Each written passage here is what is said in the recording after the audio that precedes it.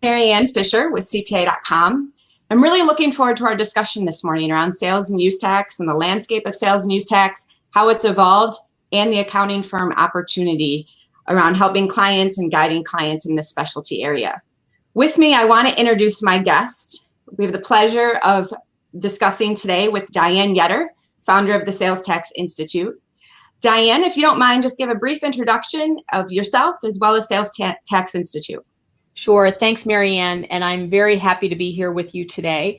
I'm Diane Yetter. I'm the founder of the Sales Tax Institute. We provide education and resources to companies and CPAs about sales tax to help them understand what they need to do and how best to do it in regards to sales tax. I've been doing sales tax for about 35 years and have had the Sales Tax Institute as well as my consulting practice for almost 24 years. Excellent. And as you can see, Diane brings a breadth of knowledge and expertise in this area, and we're very lucky to be able to have this discussion this morning with her.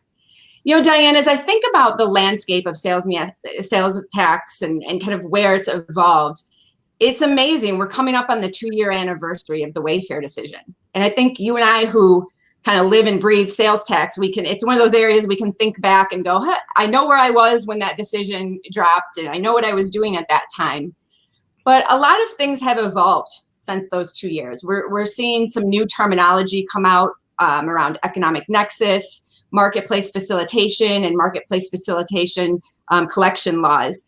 And I'm curious, is there anything that has really surprised you in the last 2 years, or things that you haven't really thought would happen when that decision dropped? It is true. I remember exactly where I was 2 years ago. It'll be Sunday, will be the 2nd anniversary. We were actually teaching our basics of sales tax class when the decision came down. And, you know, on that day, we actually did a live presentation, and I talked about what I thought would happen. And what didn't surprise me too much is that we've got almost every state that has economic nexus. So what did surprise me is the fact that Florida and Missouri still have not been able to pass. They did not pass this year. And the other thing that really surprised me is Kansas going in with the ultra aggressive position of having a 0 threshold. And that, again, 2 years of legislative efforts did not get that resolved. The other thing that surprised me is the speed at which the states have adopted marketplace facilitation. I thought that would take a couple of more years, but Louisiana just got signed this week. We are expecting Mississippi to sign.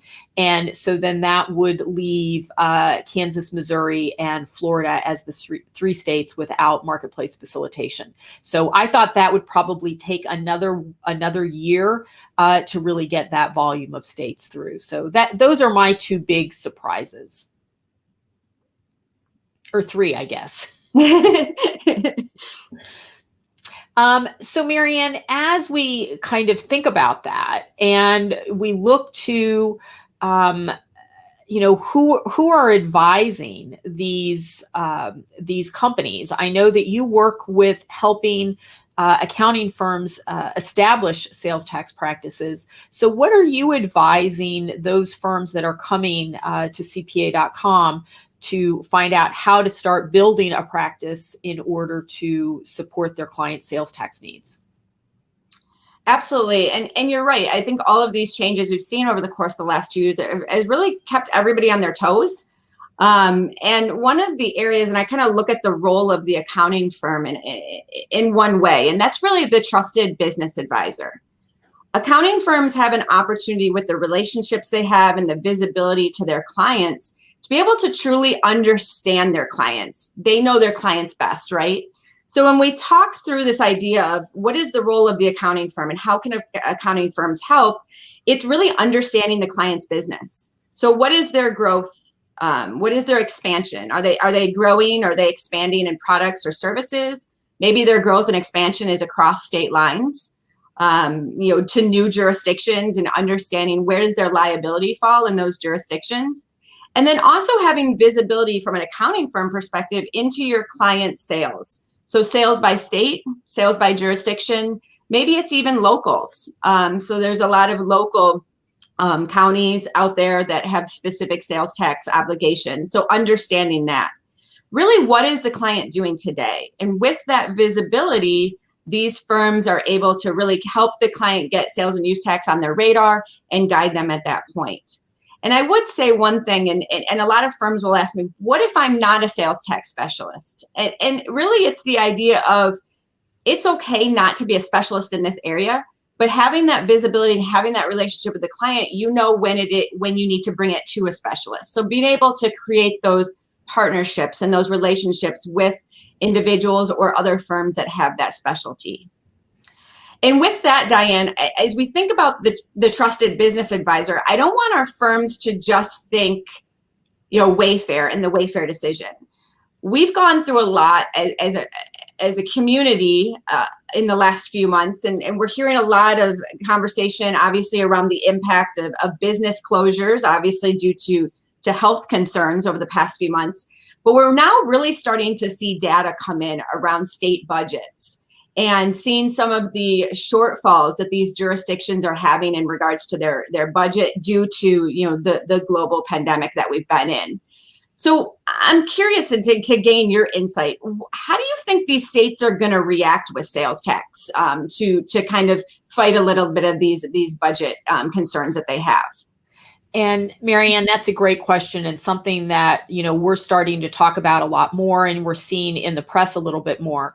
Some of the states have had unprecedented revenue declines. A couple of states have had 30 to 40% revenue declines. Now, part of that is due to the income tax delay to July 15th. Most states have a June 30 fiscal year end.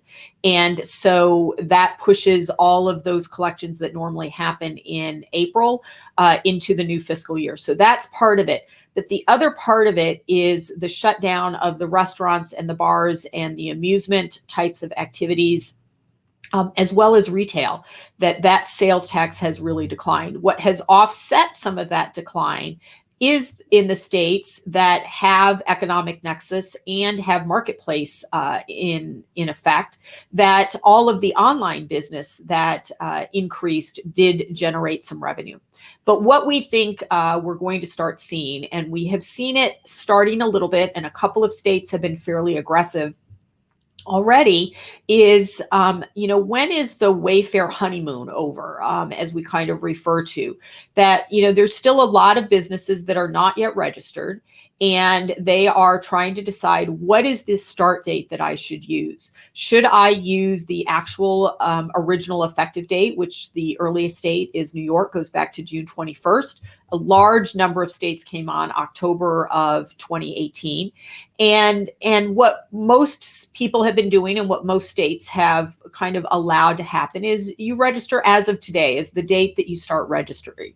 But I think that is going to be an easy way for the states to get some revenue bumps.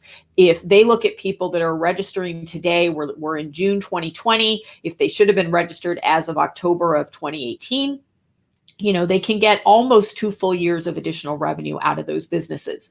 Now, of course, making those assessments is one of the last things that those businesses need, because they are just starting to get their feet back under them. But I do think that that's one of the things we're going to start seeing. Ohio has an amnesty program that is proposed, so we may see some amnesty programs come in, but I think that is going to be a quick way. The other thing that I think is going to happen is we're going to see some base expansion, particularly to digital goods in states that don't already tax that. So I think that will be something that we'll have to keep an eye on, as well as I think the audits will start getting a little bit more aggressive for people that are already registered. So that's where we're seeing some of those changes are likely to happen. Of course, I don't want to give states any ideas that might be watching this broadcast, but there's been a lot of information put out there with exactly those things. So I think I'm not giving the states any new ideas. So with that, what are you seeing, and what are you talking about your accounting firm clients, Marianne, through your CPA.com training, of how do they need to advise their clients to take precautions really against some of these actions that might be coming down by the states? Absolutely. I mean, I think you nailed it. I think Right now, obviously jurisdictions are, being nice to some degree, helping, businesses get through, what's been a tough few months. But I definitely think we're going to see that pendulum swing, as you mentioned, and we're going to see jurisdictions become more aggressive. They have a lot of shortfalls that they obviously need to make up for, and sales tax is an opportunity for them to do that. And so when we're talking with accounting firms, it's really, again, back to the idea of the trusted business advisor, but it also is that trusted partner, right? So for the accounting firm, really making sure that they're bringing up sales and use tax in their conversations. It's really this key around awareness. A lot of times what we find is clients don't know what they don't know.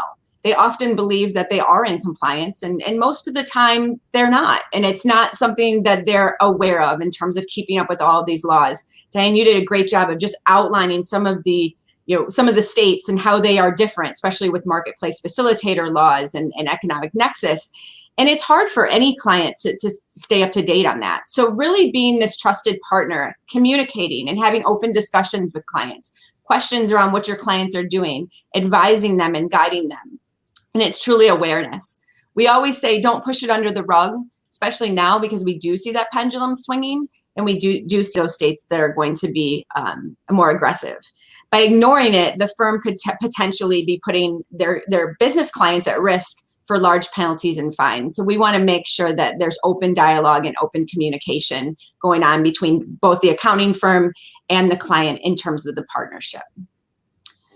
So with this, as businesses start to kind of think about Wayfair and the environment and the landscape that's been going on, some businesses, I just mentioned, Diane, don't push it under the rug. There are still businesses that do push it under the rug, and they might be thinking, hey, the federal government's going to come in and they're going to step in and maybe make some decisions, or maybe repeal economic nexus.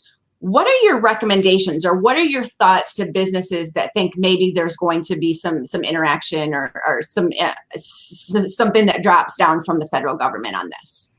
I would tell you to not hold your breath. There has been federal legislation pending for decades, not just since the mid 2010s, 2015, 2017. There was a lot of activity starting in about 2013, but really the most recent activity that happened was a hearing in Congress, and the focus was not on repealing, but rather trying to clarify and simplify. And, now that the states have almost 2 years of revenue generation under their belt due to the Wayfair decision, there is no way the federal government is going to go in and take that revenue away, especially with the budget situation that we have right now. So I think what you might see, although I'm not even holding my breath on this, is that there might be some clarification, there might be some simplification, there might be some efforts to try to get more states to do what Pennsylvania did. They're not a full streamlined sales tax member, but they have a quasi-streamlined provision where the state is paying for the collection for a true remote seller. So I think that's what you might see a little bit come out. But I do not see that the federal government is going to come in and take this away and make this go away. And so firms need to really think about advising their business clients to not push this under the rug, as you said, Marianne. You really need to bring this front and center. So with that, I know, Marianne, what CPA.com does a lot is help accounting firms see the opportunity to grow their practice around sales and use taxes. More and more of their clients might be registered. So how do you advise firms in going through that decision as to whether it makes sense to actually start a sales tax practice within their organization? Absolutely. One of the things when we think of, and we're talking to firms about the opportunity, is really, it stems from what we've just talked about, Diane, for the last few minutes around this landscape. One of the other things that we are seeing from a trend or a shift is that businesses are looking to their accounting firms, and honestly, there's more outsourced requests, so outsourced compliance requests. So one of the things I always say to my clients and my firms is, there's no better time than now. There's an opportunity there. Client demand is at an all-time high for sales and use tax services because of the confusion, because of this landscape that Diane and I have just laid out. And with that, one of the other trends we're seeing, and I say this as like the pre-Wayfair, post-Wayfair trend in the accounting world, is, pre-Wayfair, a lot of our firms really focused on advisory services. And that's where they felt they had the most profitability in those service lines, such as, nexus studies, reverse audits, product taxability review analysis, those type of high-end, high-level advisory services. Now that we're in the post-Wayfair environment, we are seeing a shift, per se, in clients asking firms for outsourced compliance services. So this is one area we really work with firms on, is helping to define their service level. So where does that service level fit? Where does that fit in the firm structure and in the firm environment? Do they have the resources to be able to provide compliance services or advisory services, and help them find that fit within their firm? We always talk about establishing the service line with a roadmap. So one of the educational tools we put together through our workshops here at CPA.com is helping firms understand, what does their roadmap look like?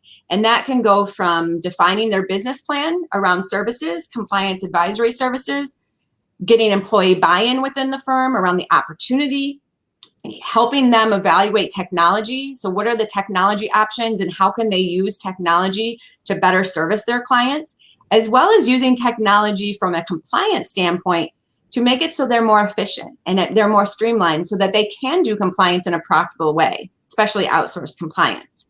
And then staff empowerment, finding the right staff, employing the right staff, and really educating and taking advantage of the resources out there for your staff so that your staff feel confident in being able to deliver some of these resources. So again, we work with firms, giving them the tools and the resources to really establish and define what is their roadmap and what is their business plan. And Diane, I think that brings us to a really good part here in terms of, as we kind of close out our discussion this morning, there's probably many firms that are thinking, this landscape's changing, it's evolving, it's hard to keep up with. But they do see that opportunity. Maybe they are experiencing that client demand. They're having more clients call them. They're having more clients ask them for help and for guidance. So for firms that are looking for advice, and for firms that are looking for guidance and tools and resources to help them build out their sales and use tax service line, as well as educate maybe their staff, how can Sales Tax Institute be a resource for these type of firms? Thanks for that, Marianne. And we have, over the history of my firm, so for the last 24 years, we have worked with CPA firms, bookkeepers, accountants to help them advise their clients. And we love to partner with CPAs to help them provide those services. As Marianne said earlier, the CPA really needs to be the trusted business advisor to their clients. And they can't always be an expert in everything that their client might need. But what they do need to do is be able to identify information and resources. And so at salestaxinstitute.com, we have a lot of free resources that are available. We have a great economic nexus chart. We have an overall remote seller chart. We've got lots of other types of information, our news and tips, blogs. People can sign up for our newsletter to get all of our great information. And then we also offer training, from monthly webinars, on-demand webinars, to actually next week we have our three-day, normally in person, 5-day virtual basics of sales and use tax class, as well as a 9-week online sales tax jumpstart class. And then we are working with CPA.com to bring these resources to CPAs that are looking to offer these types of services, or at least be able to be that advisor. And we've pulled resources together from both CPA.com and Sales Tax Institute to a brand new website, salestaxinstitute.com/CPA-com. And so we'd love you to go out there and visit that. The link will be on your screen and in the comments if you want to go check that out. But it's a way that you, as an advisor, can go to one place and get a lot of information about sales tax, to learn more about sales tax, to provide those services, but also then through the CPA.com resources, understand how to make that evaluation as to whether or not you should offer that as a service, or work with a firm like ours to help be that more expert advisor as you work with your clients. So we're very excited to be partnering with CPA.com to kind of bring this more well-rounded opportunity and solutions to all of the CPAs out there that are trying to figure out how to service their clients. And really appreciate the opportunity to work with you, Marianne, on that initiative, as well as talking with you today. Absolutely. And this is something we're really excited about. And I really encourage our CPA community to take advantage of these free resources that Diane has given to us, as well as the resources that CPA.com can give you. As I educate and as I consult firms across the country, oftentimes we talk about the business plan, we talk about the services, what is the staffing like, how do I price out my services, what technology would be best to deliver the services that I'm using. But oftentimes it comes up and says, how do I educate, or how do I give my staff the resources to be able to learn how to do a nexus study, or to be able to understand how to map out product taxability? And with this partnership, Diane's able to bring us those educational resources on the how-to, and that's really important, and it's a big step in terms of that business plan and establishing that overall business plan. So with that, Diane, I want to thank you for the opportunity this morning. I think this was a really informative discussion and really helps kind of outline what's going on today, and as we now approach the 2-year anniversary and celebrate the 2-year anniversary of Wayfair. So thank you so much, and I appreciate everyone joining us for the broadcast this morning. Thanks, everybody. Have a good day.